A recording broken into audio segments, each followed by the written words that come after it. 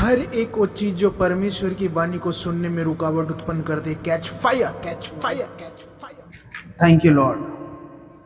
परमेश्वर का पवित्र वचन कहता, और परमेश्वर ने यह कह के उनको आशीष दे, फूलो फलो, भर जाओ, बढ़ो।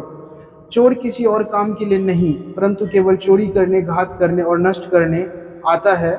मैं इसलिए आया हूं कि वे जीवन पाए और बहुतायत का जीवन पाए। उत्पत्ति अध्याय 1:22, यूहन्ना रचित सुसमाचार अध्याय 10:10। अदन की वाटिका में सब कुछ बहुतायत से मुहैया कराया गया था। इस जीवन में हमारी सारी आवश्यकताओं को बहुतायत से पूरा किया गया है, क्योंकि हम उसके साथ एक हैं। इसलिए जो कुछ उसका है वह सब हमारा है।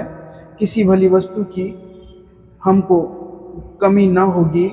वह हमारे जीवन की सारी आवश्यकताओं को पूरा करने वाला परमेश्वर है, जो बहुतायत से हमको सारी वस्तुएं आनंद मनाने के लिए है। परमेश्वर बहुतायत का परमेश्वर है। उसने हर चीज़ को बहुतायत से बनाया। जिपटे प्राणियों की बहुतायत, पक्षियों की बहुतायत, फूलों की बहुतायत, सब्जियों की बहुतायत। अदन की वाटिका में संतोष की बहुतायत थी।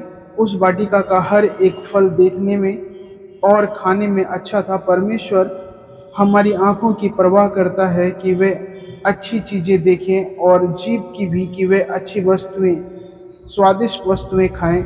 मसीह में हमारा जीवन हमारी शारीरिक और व्यक्तिगत जरूरतों को पूरा करता है। आंखें देखकर और कान सुनकर तृप्त नहीं होते, परंतु मसीह में जीवन दोनों ही क्षेत्रों में संतुष्ट प्राप्त करता है। समुपदेशक 1:8। अदन की वाटिका में बहुतायत का जीवन विद्यमान था।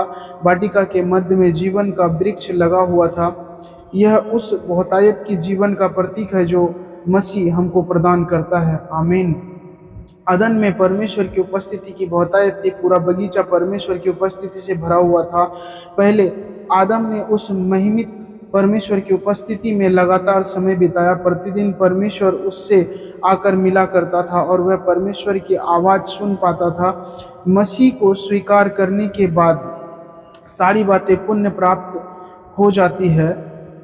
हम और पिता एक हैं। एक हमारे जीवन में यीशु की उपस्थिति नए नियम का उच्चतम शिखर है। उसकी उपस्थिति का आनंद उठाना और उसकी वाणी को सुनना हमारा अधिकार है। हे प्रियो, हम उसकी चरागाह की भेड़ें हैं।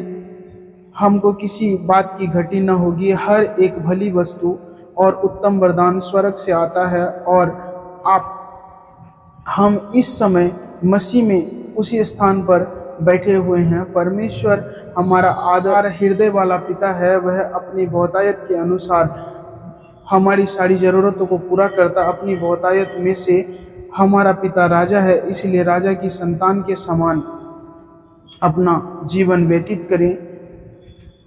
धन्यवाद करते परमेश्वर, आप हमारे जीवन में बहुतायत का जीवन देने के लिए आए।